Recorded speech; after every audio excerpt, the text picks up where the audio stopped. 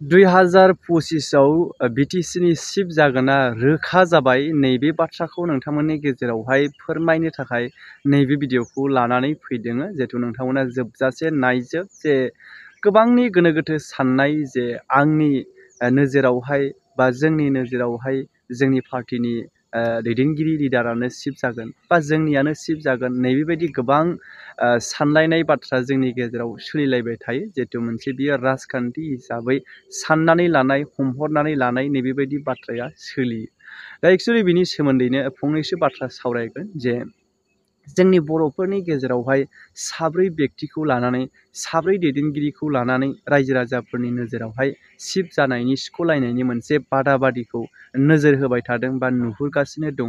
बे बिथांमोना सोर सोर, बे व्यक्तिफोरा सोर सोर, बेखौ नोंथांमोननि गेजेराव आं फोरमायलांगोन लासैनो। बेनिखायनो जोबजासे नायजोब, लोगोसे मोन्दांथिखौबो सुंद'यै सावरायलांगोन आरो नोंथांमोनाबो मोन्दांथिखौ कमेन्टनि गेजेरजों फोरमायहरनो हागोन गोसो बायदियै। दा बाथ्राया बेनोखि 2025नि जे बिटिसि इलेक्सन, बेवहाय जे साब्रै व्यक्तिखौ नोजोर बोगासिनो दङ बिटिसिनि चिफ जानो थाखाय बादाबादि जागोन बायदिखौ रायजो राजाफोरा बुंबाय थादों आरो लोगोसे माखासे ससियेल मिडियाआवबो गोबां पस्ट खालामनायफोरखौ जोङो नुनो मोन्दों। बेनि गेजेरावहायनो दानि रुलिं सरकार जे प्रमद बर' बिथां सार आरो लोगोसे BPFनि हाग्रामा महिलारि बिथां सार आरो लोगोसे BJPनिफ्रायबो मानगोनां बिस्वजित दैमारि, आसाम आयेन आफादनि बुंथिगिरि आरो बेजों लोगोसे फ्राय XNDB बिथांमोननिफ्रायबो जे मानगोनां डिआर नाब्ला रन्जन दैमारि बिथां सारनि मुंखौबो फोरमायदों बा मख'नायखौ जों नुनो मोन्दों। नाथाय एक्सुअलि बिथाङा दिनैसिमाव उदां जायाखै। बिथांनि मुंखौ मानो लाबाय थादों, दा दसे उनाव आं बेखौ बुंगोन। दा बेनि सिगां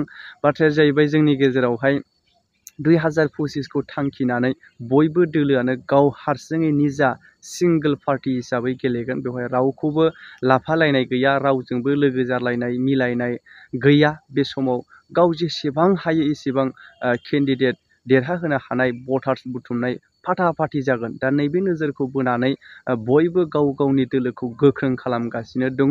दा बिनि गेजेरावहाय बिनिखायनो नुहुरदों जे बेबायदि बर'फोरनि गेजेरावहाय गासैबो बर' दैदेनगिरिब्लाबो गावबा गाव पार्टिखौ लानानै गोगोम गोगोम बाथ्रा बुंथिलायनायखौ जोङो नुनो मोन्दों।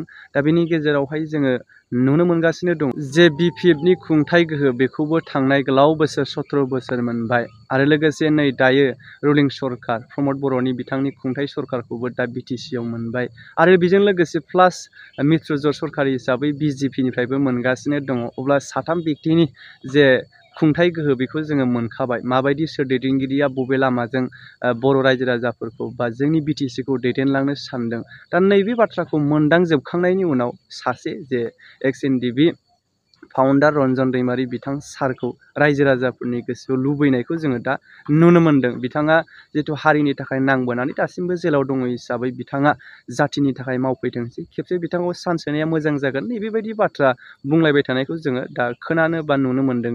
बेनि गेजेरावहायनो गोबाङा बिथां सारनि उदां जानायखौ नेनानै दङ जे बिथांखौ आसा खालामनाय बायदि दिनैनि समावहाय जोंनि बर' रायजो राजाफोरजों उदां अख्राङाव फैनानै बिथांनो मोनसे बिबान जे हारिखौ दैदेननायनि होनो हायो नामा, नैबेबायदिखौबो सानगासिनो दङ। निस्सय बिथाङाथ' जेलनिफ्राय गनानै जितु इलेक्सन दारायोब्ला बिथाङा जितु सासे केन्डिडेट हिसाबै निस्सय बे देरहानाया रोखा 100% जों बुंनो हायो। दा बिनि गेजेरावहाय बिथां सारनि जे माब्लासिमाव गनाय जायो बेखौ गोबां बर' रायजो राजाफोरा नेनानै दङ।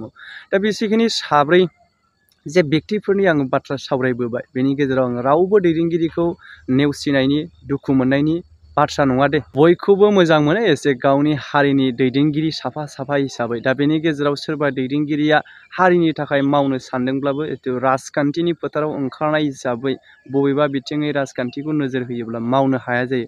दा बेफोराव दुखु मोननायबो जाहैनोसै गोबां रायजो राजाफोरनि गेजेराव, जायफोरा मावनो हाया बा जायफोरा बर' हारिनि गेजेरावहाय खोथा बाथ्रा होनानै मावनो हाया। बेफोराव बुंजानाय बाथ्रा जाहैयो जोबनायहालागै मावफुंजोबनो हायाब्ला। दा बेसेखिनि मानगोनां रायजोफोर सुंद' आपडेट लानानै फैबाय। आंनि मोन्दांथियाव माबाफोर भुल बा गोरोन्थि नुदोंब्ला नोंथांमोना बुंहरनो हागोन। रोखानो आंबो आंनि गोरोन्थि जानायखौ सिमान लागोन आरो रायजो राजा नोंथांमोनाबो मोन्दांथिखौ कमेन्ट खालामहर। नोंथांमोननि गोसोआव जि साननाय दङ 2025 BTC इलेक्सननि थाखाय